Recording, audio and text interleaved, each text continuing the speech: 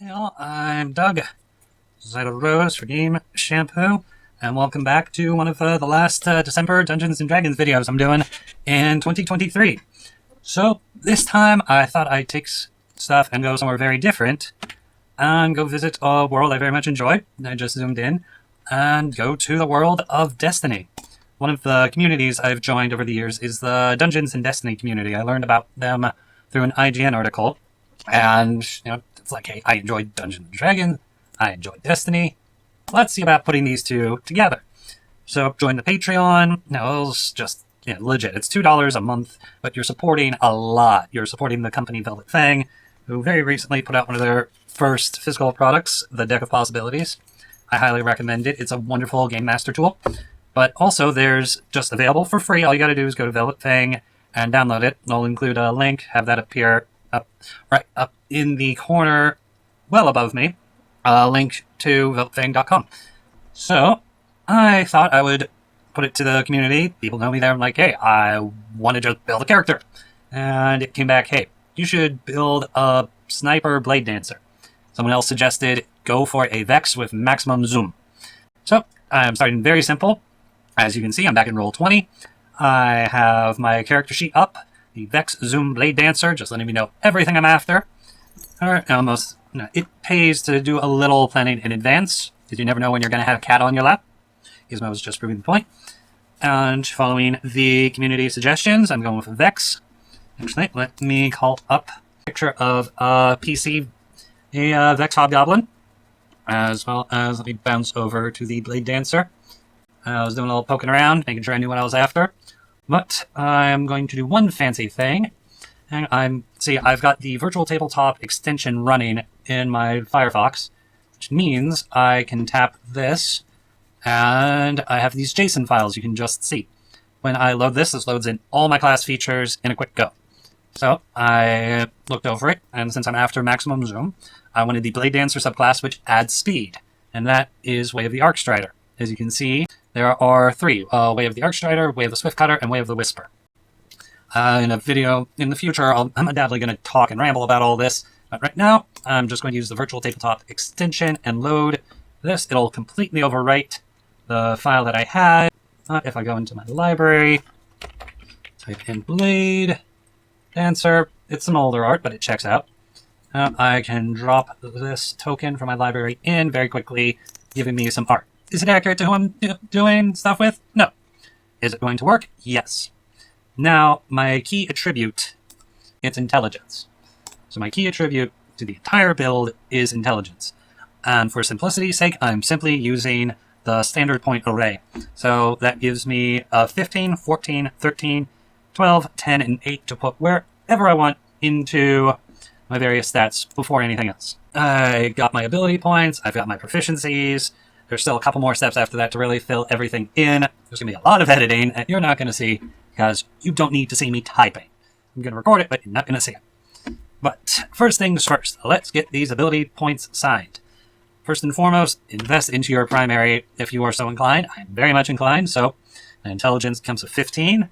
Next is the very difficult choice. Blade Dancers, kind of like monks and rogues, they only have proficiency with, light armor, so dexterity is key. Strength isn't a good backup stat. Mind, it can be done. It just takes a little more effort. But dexterity and constitution are going to be some of your next most important scores. So, I'm going to put the 14 into constitution and the 13 into dexterity. I'll leave my strength at the 10. That means I've got the 12. I will drop the 8 into charisma. They don't have to be very fancy about it. And wisdom can get 10, because wisdom is an absurdly useful skill and should never be underestimated. Alright, with all that sorted, Blade Dancer, I get to choose 4 skills from the list of acrobatics, deception, insight, intimidation, investigation, perception, persuasion, sleight of hand, stealth, and technology. Now, technology is a unique skill to Dungeons & Destiny. I will actually take technology as one of my 4. Survival, I get automatically. It's part of the hunter class. All hunters get survival. So I've got 3 more skills. I'm going to invest in the ever-important perception. It's very important to be able to spot things. It can keep you alive. Let's see here. Got 2 more, so I will then put some into acrobatics. Hunters are show-offs at their core. Alright, and while a Vex might not always be the most expressive being a robot, they're still going to be a hunter, and they're going to be encouraged by that.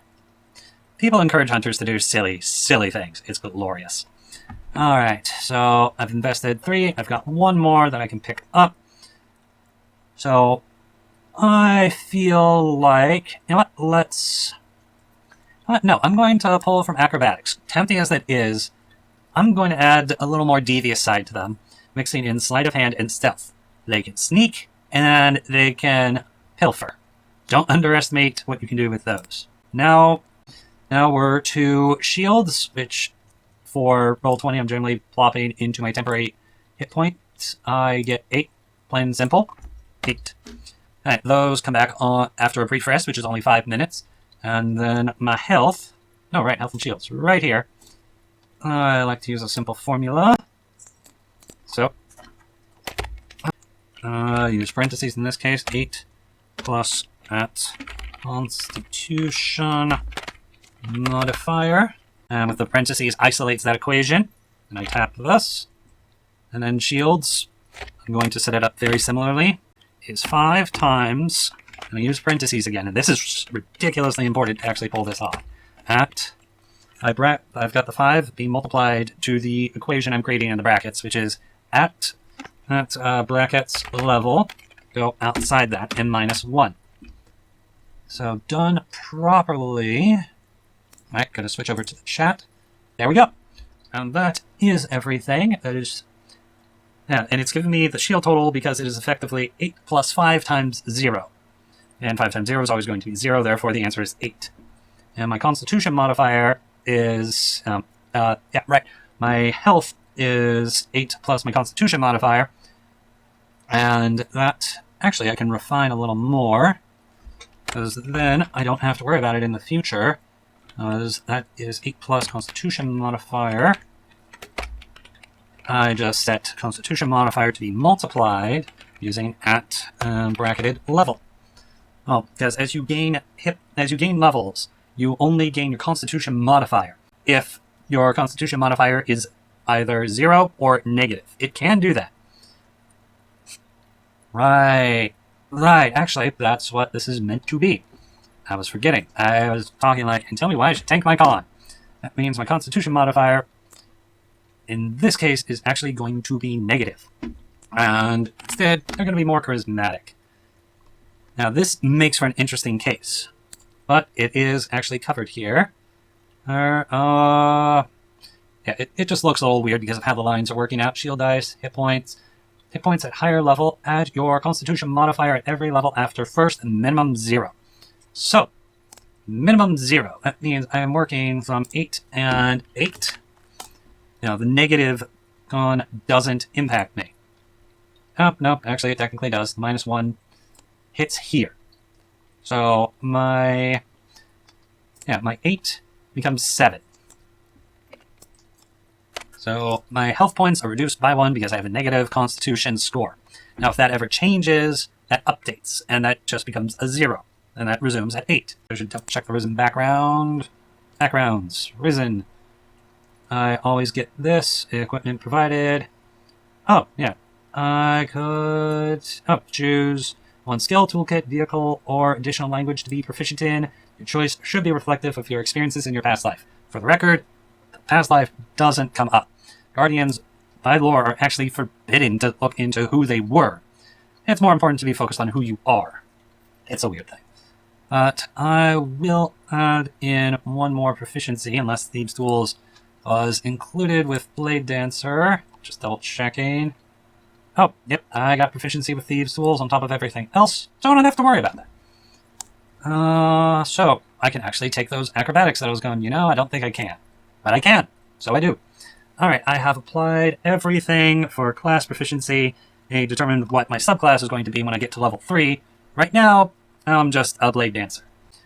Now, I've done everything to build up as a Blade Dancer, but I've done nothing on the Vex side. So let's start applying the Vex. And mostly because I like them a little more, are going to be a goblin. So, now I want to access the player guide book, jump over to Vex. So they're not going to look this fancy, that's a hobgoblin. But I start getting all these traits. So let's actually do a few things. There we go. Now, with just a couple of clicks, I'm finding my mouse, I can start bringing all this information over. Alright, I scroll down, close this up because I don't need to be in the guts anymore, and I can start building out my character traits. And let's start here with language other, because out the gate I get Hexenary, just being Vex. It's a computer language, a lot of 1 zeros, beeps. Have you ever heard like an old bit modem? Yeah, that. That takes care of that. Oh, I get an ability score improvement where I can increase one of my choice by 2. So either I can feed that into intelligence for better super abilities, or do what I'm actually planning to do and drop 2 into dexterity, bring it to 15 for better armor and speed. I very much want good speed. Alright. So next, I actually want to go racial. I'll add in the first of the racial abilities, Blink. Alright, distance equal to 5 times your proficiency bonus. So, I can put some parentheses here. Use these double brackets. Go at... Use the fancier ones. PB times, use the asterisks. Oh, get outside the fancy brackets, times 5. Hey, all the equations I'm doing are something I've learned. The formula I punched in there means I can just click this. I'm going to bounce it here, use a little double click. There we go. Immediately lets you see what the distance is. So I can blink up to 10 feet at first level with things as they are. That's blink. I'll handle like moving all this into the character traits when I'm done. Next is dark vision. This is, you see in effectively like a black and white. Alright, now you don't get the details, but you can still at least see. So dim light can be treated as bright light, and darkness as dim. That can still be overcome by various things, mostly magical darkness or something stronger. Alright, next is living machine. Living machine. Source class. Source type. I just punch in Vex, it's easier. Copy, paste. Yeah, you effectively need to sleep to defragment. But, like a Warforged, it takes you less time, and you're still yeah, you're fine. Oh. Did I get the whole thing? Same benefits that a human has from 8 hours of sleep. Go. Hold you up. Oh, and now we get to something interesting. Natural armor. Due to your machine body, your AC cannot be less than 15, even when unarmored. Yeah, I'm kind of going backwards here, but... Alright, that means I do need to actually set something up a little differently, because that natural armor actually overwrites the 13 I've got. Next trait is superior memory. You're naturally skilled and can double your proficiency. Alright, let's plop all this down and go to the top of the column to finish copying things over. And yes, this PDF has been tailored so you can copy and paste. It is so much easier with it set up like that. Let's see. You are naturally proficient and can double your proficiency bonus when you call. Can only benefit if it does not already benefit. Yeah, I haven't done anything. So this is saying I need to go into the guts a little more. Head here to history. And that gets expertise. That's what you call it when you double your proficiency bonus. I'm naturally proficient in it, so nothing to it. And massive jump. Alright, now here's where I was making some of those choices earlier. Alright, so this is the point normally where I'd be choosing my chassis. Chassis, take your pick on pronunciation. This determines a lot with Vex. This gives you choice between the 3 major models: Goblin, Hobgoblin, and Minotaur. Goblin are just your rank and file, got the big flared headpiece. The Hobgoblins are the ones we see here. here with the split kind of coming, the horns coming off. And you just switch this to so the art's a little fuller. Well, now the giant robot in the back of that is a Minotaur. I forgot to turn on the mouse. That was my bad, and it is too late without having to re-record the entire thing. I don't want it. So scroll down. In this case, since I'm going for zoom, there are two choices. Either I can go Minotaur, or gaining all that. I'm actually large. Oh, wait, am I actually large or do I maintain medium? So larger, sturdier, bulkier chassis. Wait. Yeah, it doesn't say I am large size, just it's a bigger chassis. But I count as a large for determining, like, what I can haul, how I grapple stuff, and what I can ride as a mount. As much as I love Hobgoblin, they're the slowest, so they're actually, like, yeah, no, right up, nope. Alright, so I'm going with the chassis of Goblin. Source is racial. Scroll here. Vex. Their heads are have a broad, rounded crest. That's what I was describing. It really is, like, the most basic unit of Vex. You've dealt with so many of them. But, that is the chassis, and they come with a speed of 20 feet. Initial Vex. Base walking speed is 20 feet. So I get that. Now for the second thing I get, which is Active Blink. Now, if I get the period at the very start, I'm not going to worry about it. So, this reactive blink, if a creature makes a weapon attack against you, or you are forced to make a dexterity saving throw, you can choose to use your blink trait as a reaction. You can only do this if you did not use blink at the start of your previous turn. So, this is working from you moved, you didn't use your blink, you just moved your regular 20 feet, you didn't take advantage of the extra 10 feet, and then something attacked you, you can spend your reaction and to suddenly get out of the way. This has the benefit, as the text goes on to impose disadvantage on the attack roll, or grants yourself advantage on the dexterity saving throw that you're just about or are making. That takes care of reactive blink. Now I'm just going to unlock a sheet, and I'll make things easier. Blink, dark vision, living machine, natural armor, superior memory, chassis hobgoblin determines my speed, and gives me the reactive blink ability. So that sorts all of that. Alright, all that is left. I briefly touched on it, but let's go ahead and finish it. I need to bounce over to my ghost. I'm not going to make the ghost. It's the exact same process that I went through, except don't take a ghost con. That is the one recommendation I would make. Because if the ghost goes down, your guardian loses their light, which is a massive problem. Because their connection to the light is what makes them a guardian. Alright, now I start making some basic choices. I get some glimmer. Just because it amuses me, I will go ahead and do that. /R 5d4 asterisk 100 to determine that I've got 1300 glimmer that I can get in for additional equipment, which is nice, which is very nice. The ghost gets a generalist shell first and foremost. Alright, let's move on to a simple melee weapon or a simple firearm. Checking my proficiencies, a lot of these fall under that. Let's quick bounce to equipment. Let's glimmer weapons. Hold this up. So simple melee is just dagger and throwing hammer. Nah, not what I'm interested in. Firearms properties. This stuff, on the other hand, I like all these. Oh, hey, hand cannon. That's like an old standby. But you know what? Simple firearm. I'm actually going to go... Yeah, I'll actually go with a pulse rifle. So I'm going to unlock this center section where you've got all the attacks and such. But all this stuff. Where's pulse rifle? To move you out of alignment, as it were. Alright, I have my simple firearm. Next, either leather, makeshift, or plasteel. I am choosing leather. Alright, next set of choices. Combat bow, 20 arrows for it. It's an option. I have that option.